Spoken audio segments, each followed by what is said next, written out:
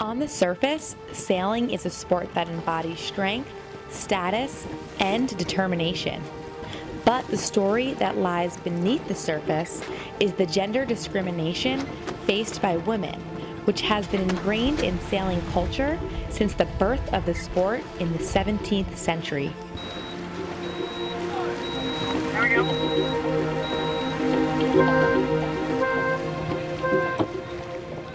But in the early days, women in sailing were known largely for a few wealthy women who accompanied their husbands in very popular races, well-known races, for the America's Cup in particular.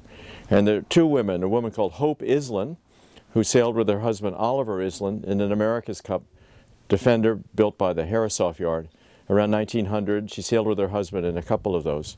I'm not sure that she had a role on the boat. She might have kept the log of the yacht Reliance, which is their biggest boat. But she was not at the helm. They had a professional sailor called Charlie Barr at the helm, and her husband, Island, was himself a very talented sailor, and he helped sail the boat. The second of the America's Cup sailors, women sailors, was more active, and she was Mrs. Harold Vanderbilt. And she sailed with him in the America's Cup in the 1930s. He was the greatest of all America's Cup sailors. And she was the timekeeper. Now that doesn't sound like much, but to start a sailboat race is a matter of timing. There's a countdown, and you have to get it exactly right. And her husband was exceptionally demanding on this aspect. So she would set up 2 or 3 stopwatches, one right in front of the helmsman, another one that she would hold, another one that another sailor in the afterguard might hold, and she would do the countdown. And that was important, an important part of it. So she was an integral part of that crew.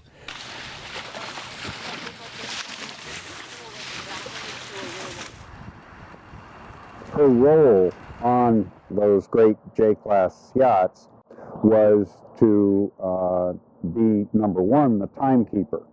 And interestingly enough, today we still have what we call the Vanderbilt start, which was a timed run away from the starting line and a timed run back.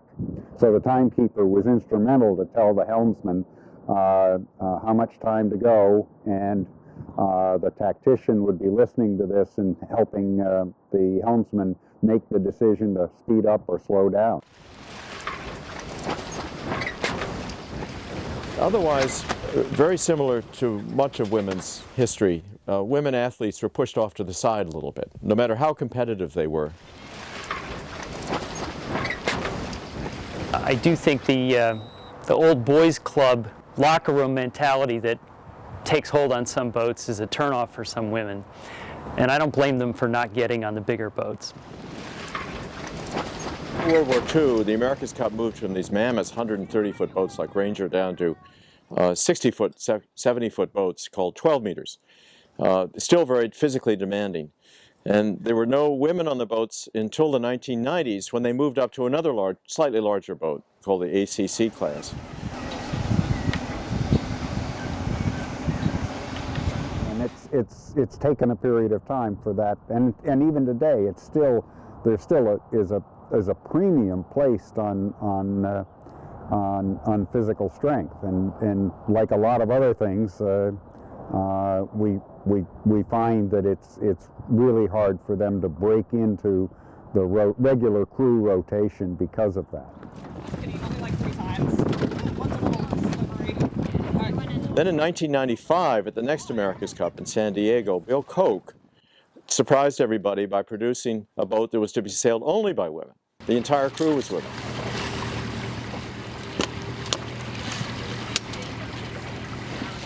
Yes, women have been discriminated against in sailing for any number of reasons. Part of it because it's been a male-dominated sport for many, many, many years, and it has, you know, there have been some lost opportunities. I believe the first woman to sail on a modern America's Cup boat was Dawn Riley, who was from Michigan, a good friend of mine. Physically very strong. She'd done a lot of ocean racing. She could stand up to any man. She's strong, she's extremely focused, and extremely knowledgeable. A remarkable sailor. I think Dawn's greatest achievement, beyond captaining a women's team around the world, beyond sailing on one of Bill Koch's boats in the America's Cup trials, beyond even being the leader of the Mighty Mary crew in those trials, was running her own America's Cup campaign after that. In 1992, with America Cube Bill Koch, I was the first female to have an active role in the America's Cup, physical active. I was in the middle, I was grinding, I was pulling lines, I was sweating with all the guys. I was an athlete, and it was pretty exhilarating. And also for your first America's Cup to win, you know, it doesn't get much better than that.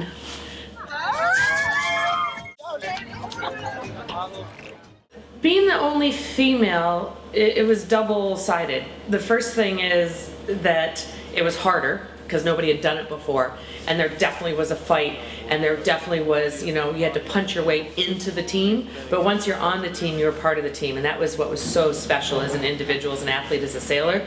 And I'm not gonna say that it was a problem overall in my career. It was harder in the beginning, and then I got more publicity. So I never thought of myself as the only female. That was the outside story. The inside story is I was part of a team. Women have sailed forever. It's just at the higher levels, and especially once you introduce pay, it's a completely different story. And with that being said, over the past 20 years, but I think I've been doing it more than 20, it has changed. I mean, I was on the A team in 92, and I know for sure because a person's paycheck got stuck next to mine in this PayPal, in the pay envelope. I was paid half, exactly half of what somebody that wasn't even on the A team was paid. So yeah, that was a problem.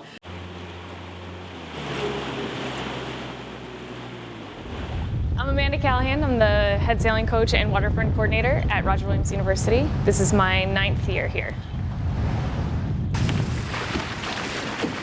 I didn't set out to be a college sailing coach, it just turned out that way. But I'm really glad that it has worked out. It's a really great career so far, and Roger Williams it's been like a really great trip. So kind of unique thing is there aren't very many other women's college coaches. There are more this year than I've ever seen before. They're coming in at the assistant coach level, so that's really exciting to see.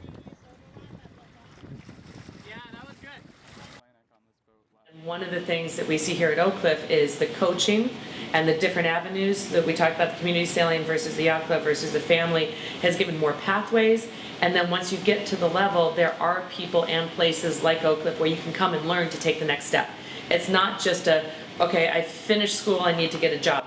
You can incorporate the job and your school and have a successful career. And the coaching side of it has helped specifically the pathway for women, and we're seeing more diversity, although we have to work on that.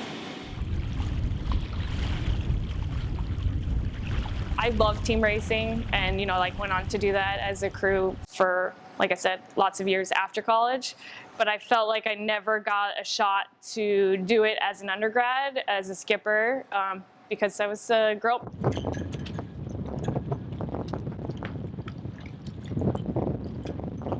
Early on, it was hard to get in, to start sailing as a woman. My mother was on the Michigan State sailing team because she was dating the Commodore. It was one of those things. It's like who you know to get sailing. You know what? There's been a lot of discussion about how the easiest way to get into sailing, or the ways to get into sailing, what are the pathways? I grew up with our family. We had no yacht club affiliation, no what was perceived as blue blazer, blue blood, connection. So we were kind of a grassroots family sail and become obsessive about sailboat racing. Back then there were yacht clubs, but if you didn't have a membership of a yacht club or a family to get you in, there really were barriers. In families with married couples, the male is usually the member, and the wife is, I think, considered a guest or something like that. I don't know all the exact rules. So that's kind of like, I think, a holdover from, days long ago.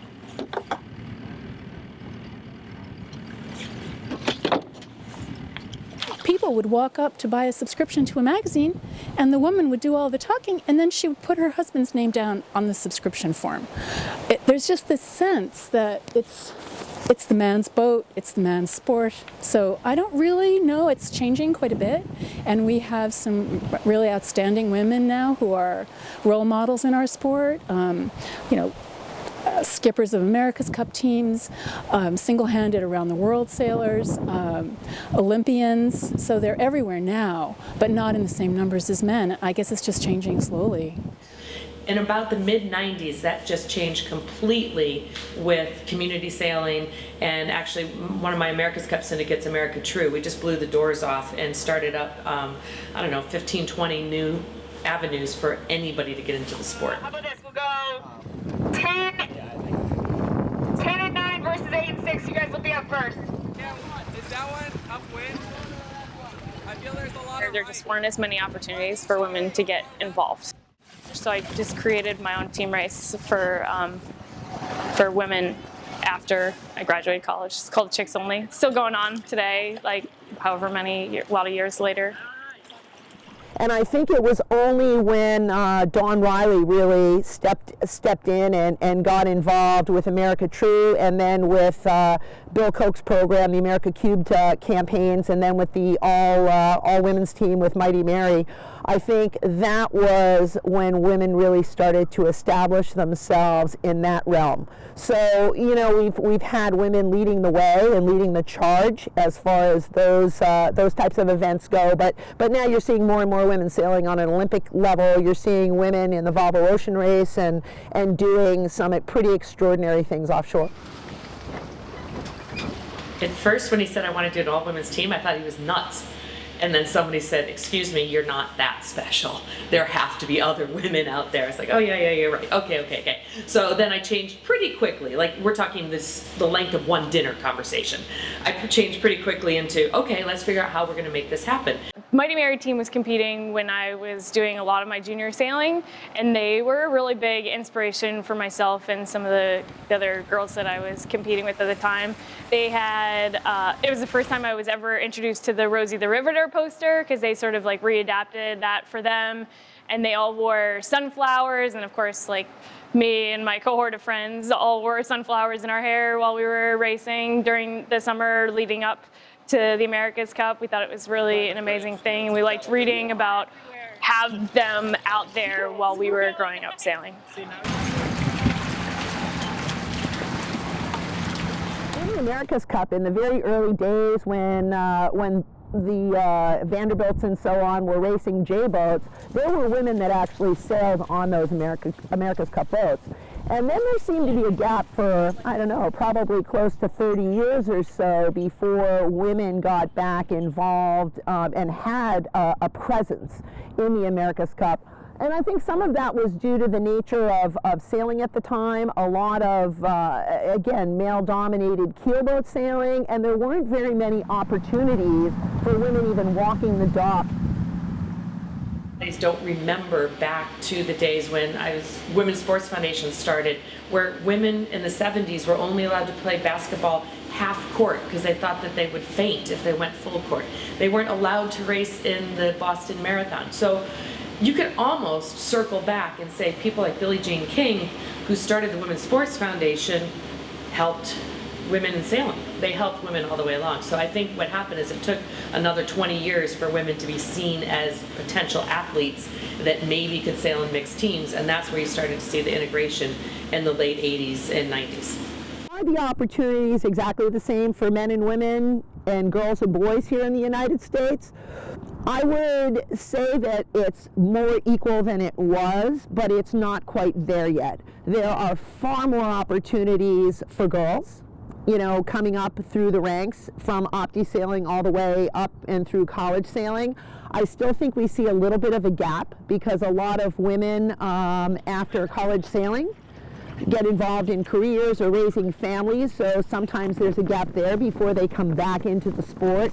And regardless of how much things have changed and progressed forward, there's still a little bit of inequity in terms of opportunity on the offshore side and big boat side of things. It's much better than it was. It's improving all the time. But I think now one of the differences is we have a lot more role models from a female standpoint that have paved the way for a lot of the younger generations coming forward. You know, for anybody coming up behind me, you look at what the opportunities are and what the opportunities could be, and for any young girls and women coming up behind, you know, the sky's the limit for what they want to achieve. So you never know. As long as you just keep putting one foot forward and you're just doing what you enjoy to do, you're going to be a success in whatever path that is chosen.